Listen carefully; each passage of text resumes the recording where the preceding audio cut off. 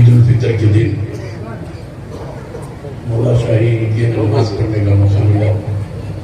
उसके साथ साथ दरगाह घूमने के में आप लोगों से मिलने का भी मौका मिला। इस मुबारक दिन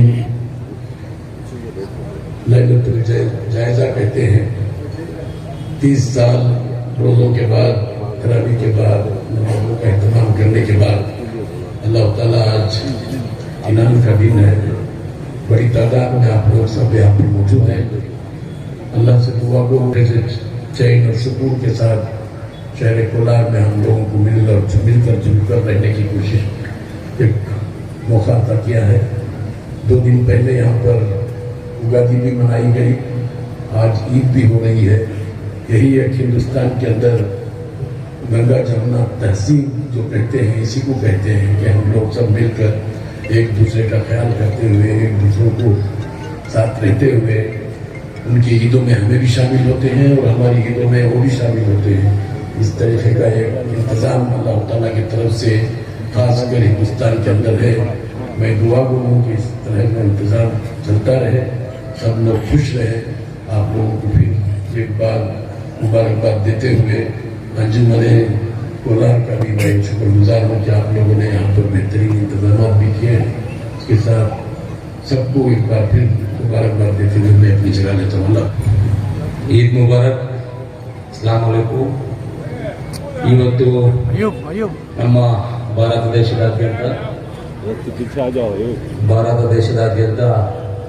ರಂಜಾನ್ ಹಬ್ಬದ ಸಡಗರ ಸಂಭ್ರಮ ಎಲ್ಲರೂ ನಾವು ಆಚರಣೆ ಮಾಡ್ತಾ ಇದ್ದೀವಿ। 1 ತಿಂಗಳ ಕಾಲ ಉಪವಾಸವನ್ನು ಇದ್ದು ಆ ದೇವರಲ್ಲಿ ಪ್ರಾರ್ಥನೆ ಮಾಡಿ ನಾವೆಲ್ಲರೂ ಭಾರತ ದೇಶದಲ್ಲಿರ್ತಕ್ಕಂಥವ್ರು ಎಲ್ಲರೂ ಚೆನ್ನಾಗಿರಬೇಕು, ಅವ್ರ ಕುಟುಂಬ ಚೆನ್ನಾಗಿರಬೇಕು, ಎಲ್ಲರಿಗೂ ಆಯುಷ್ ಆರೋಗ್ಯ ಐಶ್ವರ್ಯ ಎಲ್ಲವನ್ನು ಕೊಟ್ಟು ಕಾಪಾಡಲಿ ಅಂತ ನೀವೆಲ್ಲರೂ ರಂಜಾನಲ್ಲಿ ಪ್ರೇಯರ್ ಮಾಡಿದ್ದೀರಾ। ಮೊದಲನೇದಾಗಿ ಎಲ್ಲರಿಗೂ ದೇವರು ಅಲ್ಲಾ ಒಳ್ಳೇದು ಮಾಡಲಿ, ಎಲ್ಲರಿಗೂ ಸುಖ ಶಾಂತಿ ನೆಮ್ಮದಿಯನ್ನು ಕಾಪಾಡಲಿ। ಅದೇ ರೀತಿ ಇವತ್ತು ರಂಜಾನ್ ಹಬ್ಬ ಅಂತ ಹೇಳಿದ್ರೆ ನಮ್ಗೆ ತುಂಬ ಪವಿತ್ರವಾದಂಥದ್ದು।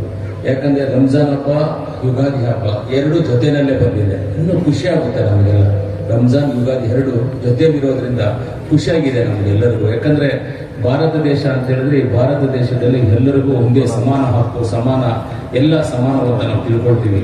ಆ ಸಮಾನ ಅನ್ನೋದಕ್ಕೆ ಇವತ್ತು ಒಂದು ಕಾರಣನೇ ಯುಗಾದಿ ಹಬ್ಬ ರಂಜಾನ್ ಹಬ್ಬ ಜೊತೆಯಲ್ಲಿ ಬಂದಿರುವಂಥದ್ದು। ಅದರಿಂದ ಇವತ್ತು ಈ ಕಾರ್ಯಕ್ರಮದಲ್ಲಿ ರಂಜಾನ್ ಹಬ್ಬದ ಪ್ರೇಯರಲ್ಲಿ ಭಾಗವಹಿಸಿರ್ತಕ್ಕಂಥ ಹಿರಿಯರಾದಂಥ ನಮ್ಮ ನಜೀರಣ್ಣವರು, ಅಮೀರಣ್ಣವರು, ಅಂಜುಮನ್ ಕಮಿಟಿಯ ಎಲ್ಲ ಪದಾಧಿಕಾರಿಗಳು, ಅಧ್ಯಕ್ಷರು ಎಲ್ಲರೂ ಇದ್ದಾರೆ।